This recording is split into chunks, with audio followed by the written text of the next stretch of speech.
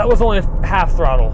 Hello there. Today we have two incredibly amazing V12 supercars. On the left we have the Lamborghini Aventador S, and on the right we have the Ferrari 812 Superfast. Now, if you are looking for a modern V12 supercar, what are your options? Not too many. Realistically, you have these two and I suppose the Aston Martin DBS Superleggera. I wish we had that here as well to kind of throw in with the other two cars, but as of now we have these two cars, which realistically are completely different. They serve two completely different types of clientele and driving styles. Both of these cars are similar in many ways. They have the exact same engine size, 6.5 liter V12. Both make more than 700 horsepower, the 812 being much more than that, 789, and the Aventador S making about 730 brake horsepower. With everything these cars have in common though, they could not be more different when it comes to the driving dynamics of the two. I'm going to demonstrate exactly what I mean by that today. I'm going to take both these cars out on the road and see how they differ from one another. So let's go ahead and hop into both of them and compare the interiors. Right, so sitting in the 812, you do have a lot of space. I'm 6'4" and I have plenty of headroom. One of the first things you notice is all of the controls and switches are on the steering wheel. You do have your navigation up here, your center speedometer and rev counter. Everything is quite minimalistic, yet at the same time a bit hectic in here, with just everything around. There's a lot to take in, and one of the best parts as well is this little screen here on the side, which allows the passenger to know exactly how fast they are going. You do have a pretty nice sized luggage compartment here in the back. It has a few leather straps, of course.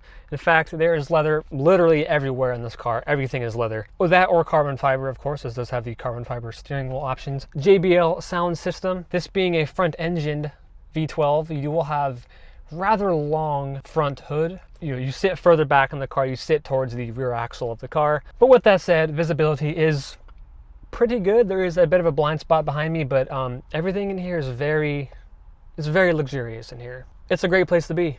This is an interior you want to be in on long distance journeys. So let's go ahead and hop into the Aventador real quick and see how it compares. All right, this is the Aventador S. Immediately you can notice everything is a little more amplified in here, to put it lightly. I don't want to say claustrophobic, because for what this car is and the shape, that incredible shape of the car, for that, it is actually quite roomy in here. Headroom is of course lower. Everything is just madness, and I mean that in a good way. Digital gauge cluster, which looks fantastic. This spec in particular has this very lovely orange accenting and orange stitching inside. This car is fitted with the Grigio Estoque. Grigio, it's gray. Let's call it gray for now. Rear visibility is horrendous, but that's to be expected, right? It's a massive V12 behind you.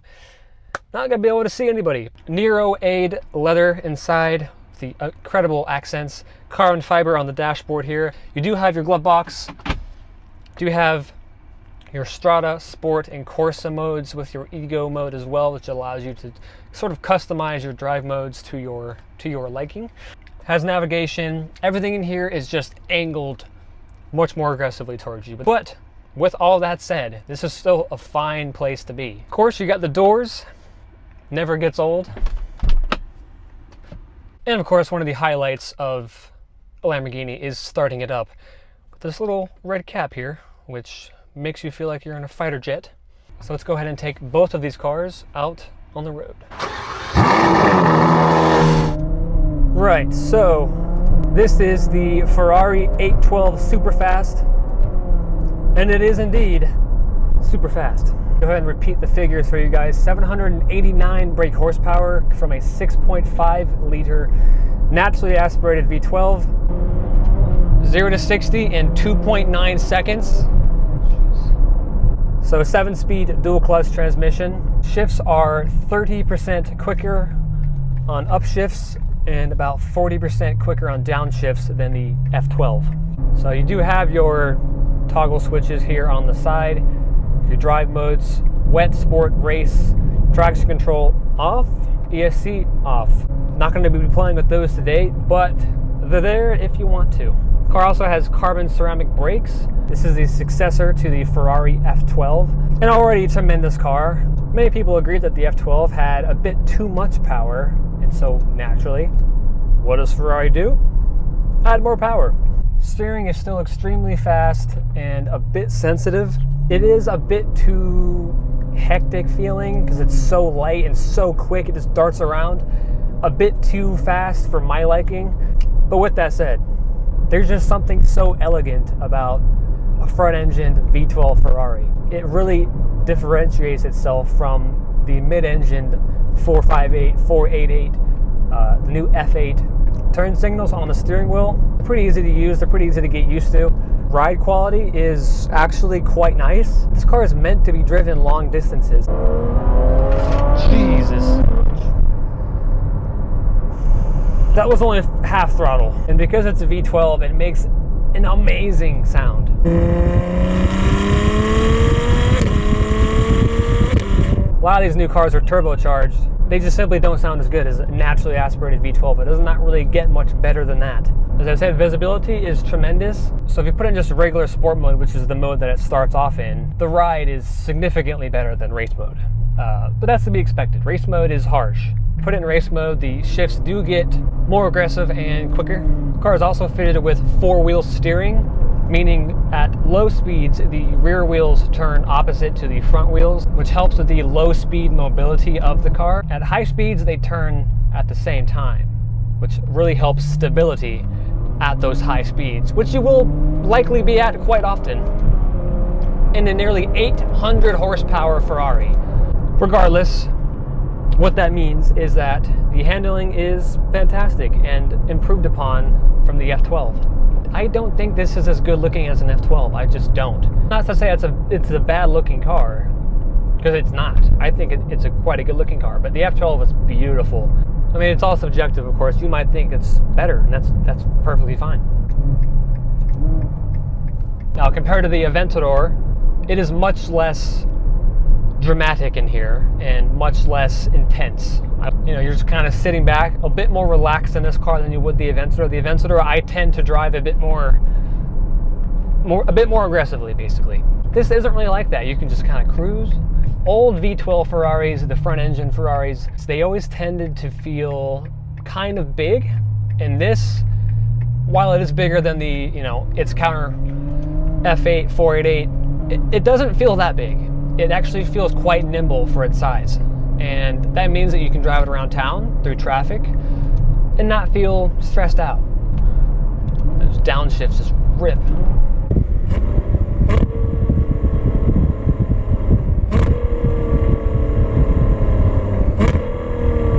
This thing revs to about 9,000 RPM. It does have electric power steering. I'll be honest, at low speeds, doesn't really feel too much different from the F12, apart from the new revised interior, of course, but really at low speeds, you wouldn't really be able to tell.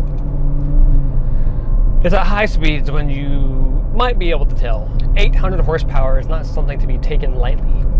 This car is all about covering distance with tremendous speed and refinement.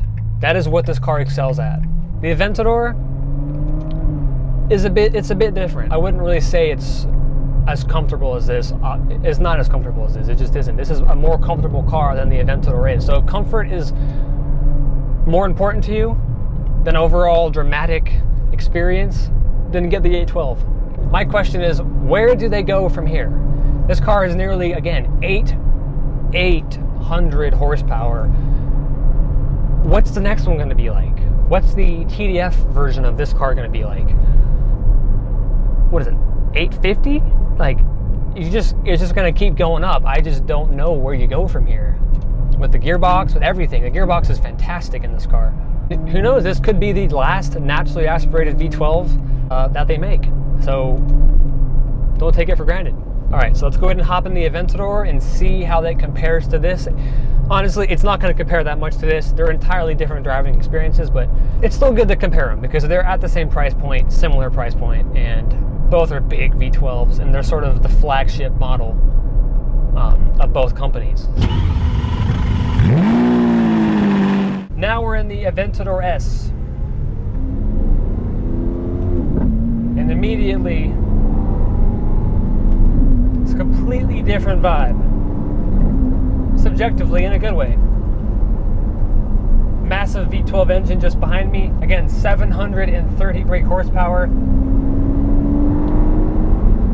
And one of the most godly soundtracks known to man. Revs to what, 8,500 RPM, thereabout. Everything is much more angled. Everything is much more angry. Everything is much more dramatic in this car. The windscreen is angled much more tightly towards my face. Traditional turret signal stalks and whatnot, traditional steering wheel. So right now we're in Strada. Strada, Sport, Corsa, Street, Sport, Track, basically is what that means. I'm gonna go straight for Corsa. This car is the pinnacle supercar experience. And what I mean by that is no other car under $1 million gives you the same experience as the Aventador. Even if a car at this price point is faster, which there are many, McLarens, F8, those are all faster cars than this, but none of them give you the same experience as this. It's an incredibly special place to be. There's so much road presence with this car. Everyone just wants to get out of your way. I'll tell you what though, this car compared to the first gen Aventador, it sounds better. It still makes the same high-pitched tone when you're in the higher RPMs, but the way this thing burbles and backfires, it's unparalleled to the first gen Aventador. Top speed, 217 miles an hour. This car compared to the first generation Aventador, came out in 2011. New front fascia, new rear fascia, which look amazing by the way. It really makes this car look more modernized, keeps it fresh. Also, four-wheel steering, that's a big one for this car because the Aventador is, well, it's rather large. So it really helps this car feel more nimble and agile when cornering or even just doing three-point turns or U-turns, whatever it is. A more refined transmission, of course a bit more power. It's about 40 horsepower up over the first-gen Aventador. Still a 7-speed single clutch transmission. That is one of the biggest differences between this and the 812 is this is still an old-fashioned single clutch. But I say old-fashioned in a good way because this transmission has a lot of personality. If you put it in Corsa mode, the shifts are much more intense, much more dramatic. I know I keep saying that word, but that word surrounds this car. At this price point, there's nothing else that will give you the same amount of road presence as this car. It feels like a hypercar for much less money. And every V12 Lamborghini has always been a poster car, and this is no exception. It's just a more modernized poster car that actually works, unlike the ones back in the day. The ride quality is pretty rough. We are in Corsa mode, that is why, but if you put it in Strada mode, it just rides like you would expect a sports car to ride. But if you're in Corsa mode, it is definitely stiff. God, I've got a Karen looking over at me. So let me go ahead and show you the brutal nature of this transmission. Lots of backfire on the over-on there. Oh my, yeah, that is intense. And I need gas. Both things these cars are terrible at is fuel economy. But you're not buying this car for fuel economy, are you? Yeah, I don't think really anything gets as much attention as this car. Maybe that, let me go ahead and rephrase that. That Spiker that I drove a few days ago, that yellow Spiker, gets more attention than this. But other than that, it's hard to beat a Lambo.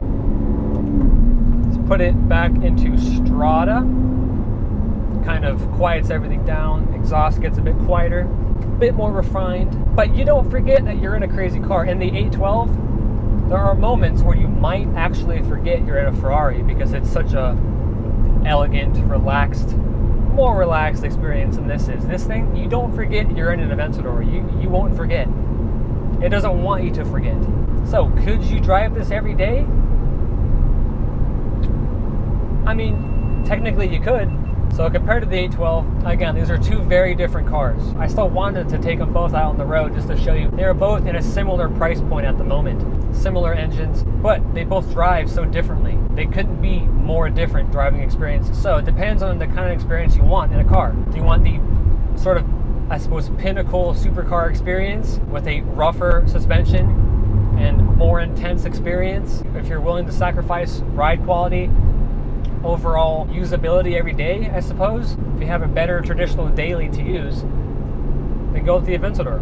If you want a car that's a more all-in-one kind of experience, the 812 is your option. It's as simple as that. It has a hatchback, actually, which gives it more room to store your luggage. It's quieter inside, roomier inside, and it's still a tremendous thrill to drive, but it is still, again, nothing can compare to what this car delivers.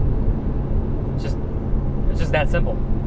And this car, it spits flames.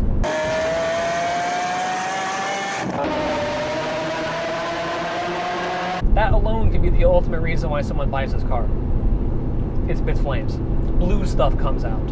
It's hard to beat blue stuff, I mean. And you get scissor doors. Who doesn't like scissor doors? So we have the 812, more comfort, more usability, a bit more refinement, more power. And then you have the Aventador.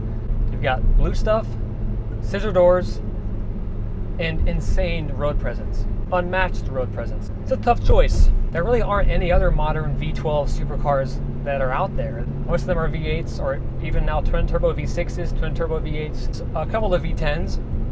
Really nothing V12 unless you're going over $1 million. So, do you want a V12? It's really between these two cars. Thank you guys so much for watching. Hope you enjoyed it. Be sure to subscribe to my channel, like this video, comment, and I will see you guys in the next one.